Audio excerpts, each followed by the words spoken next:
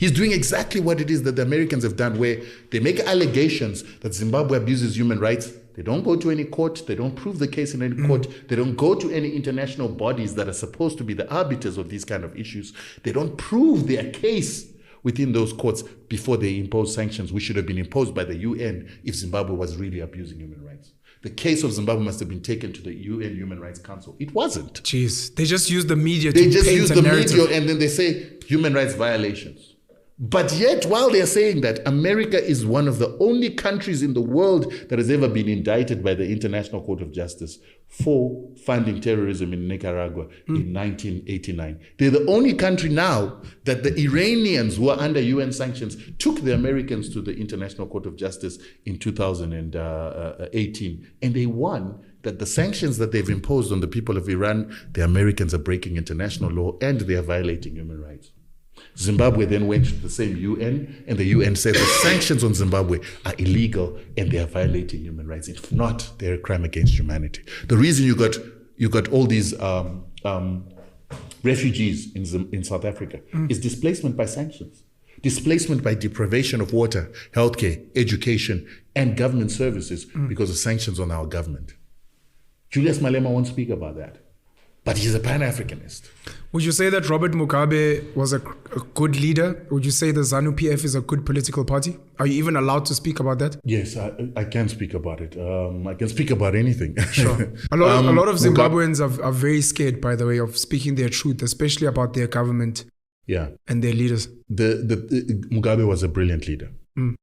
Zimbabwe would have broken down into civil war just a few years into our independence because of destabilization of South Africa and causing tribal conflict in the country. It didn't happen because of Mugabe's actions and Mugabe's decision making. The country remained together after that because of an armistice and an amnesty that Mugabe undertook, and he brought together the two warring factions, ZANU and PF ZAPU, to create ZANU-PF. We've had peace in Zimbabwe ever since. Crime in Zimbabwe is very low. I've heard it's very low, but I've heard it's probably because the prisons are very scary and the police are very scary there. The police in Zimbabwe do their job competently. Jeez. So you undertake a crime now, you are likely to be caught before the end of the day. Sure. So they do their job. ZANU-PF. Please speak into the mic. ZANU-PF has got its problems. It's lacking intellectualism. It's lacking people Intellectualism? Oh, yeah. But Zimbabweans are highly intelligent. Yeah, but being well-educated. Being well-educated is not intellect.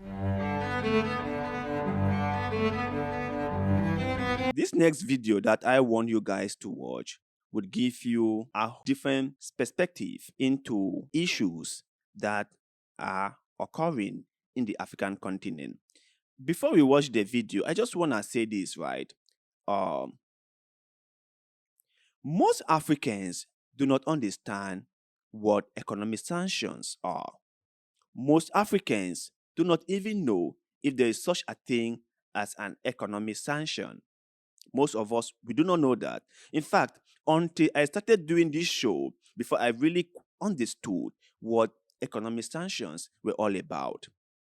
And I can tell you for a fact and from my own experience that most Africans, the common Africans who make up the majority of the population in Africa, do not understand what economic sanctions are.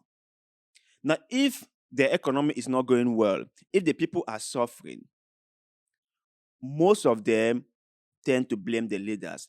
Now, I'm not saying the leaders are blameless. I'm not saying that.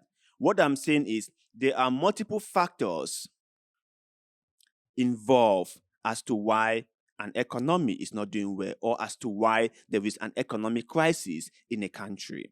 There is multiple factors. Like the case of Zimbabwe, a country that has been going through a serious economic crisis that most of us did not even understand why the crisis was ongoing, why there was an economic crisis in Zimbabwe. We all thought that Mugabe was the problem, that it was due to Mugabe's poor economic policies that derailed the country, that plunged the country into an economic crisis. none of us really understood that Mugabe took lands that belonged to white farmers and gave them to black farmers. And this caused the European and the Americans to kind of like blackmail Mugabe through economic sanctions. So they caused this to happen. But most of us did not know that. And I bet you that the common Zimbabwean do not know that.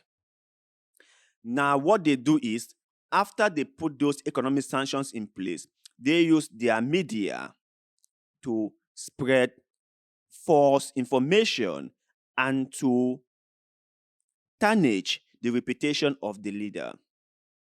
This is their most played line. Due to bribery and corruption in the country, the people are suffering.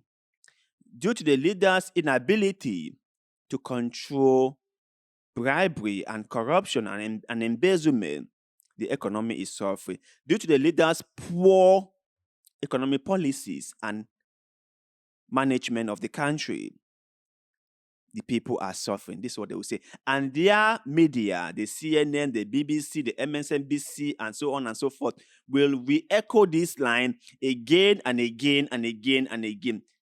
And everyone will tend to believe it. Why wouldn't they? We do not, or they do not know any better. So they tend to believe what the Western media are saying, even though they are all a bunch of lies. Time is changing. People are getting more knowledgeable. Africans are being awoken.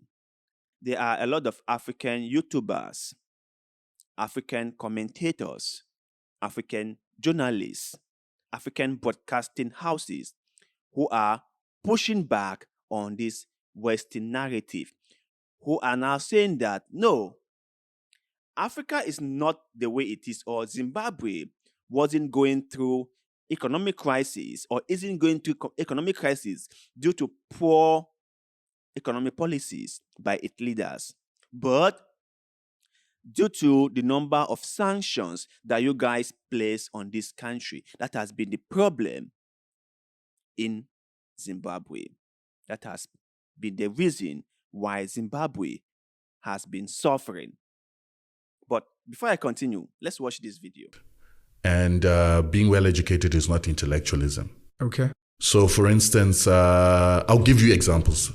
That's one of my worries. Sure. A lot of the people that are in ZANU-PF now are people, especially the younger generation that came after the struggle, are not interested in driving the agenda that ZANU-PF had. They're interested in enriching themselves. Because remember, ZANU-PF defeated Europeans on the battlefield for our liberation. They then went and fought the Boers and were partially responsible for the defeat of the Boers. They went to Mozambique, they went to Congo, they went to Angola. They killed Savimbi, by the way. Savimbi was killed by Zimbabwean soldiers because he was causing more problems in Angola even after the Boers were defeated. They went to Somalia, they went to Chad, they went to Guinea. Right now, we've got Zimbabwean soldiers in Guinea protecting the Guinean president from the coups that have been happening in the rest. So ZANU-PF has been that revolutionary, making it the most revolutionary political party, probably on the African continent, probably in the world. But that revolutionary standard is a very high standard that requires a maintenance by morality by its members. And I don't think a lot of its members are maintaining the morality that are required for that. The intellectualism is lacking in the aspect that right now you see people trying to separate the Mugabe era and the current president's era. It doesn't make sense.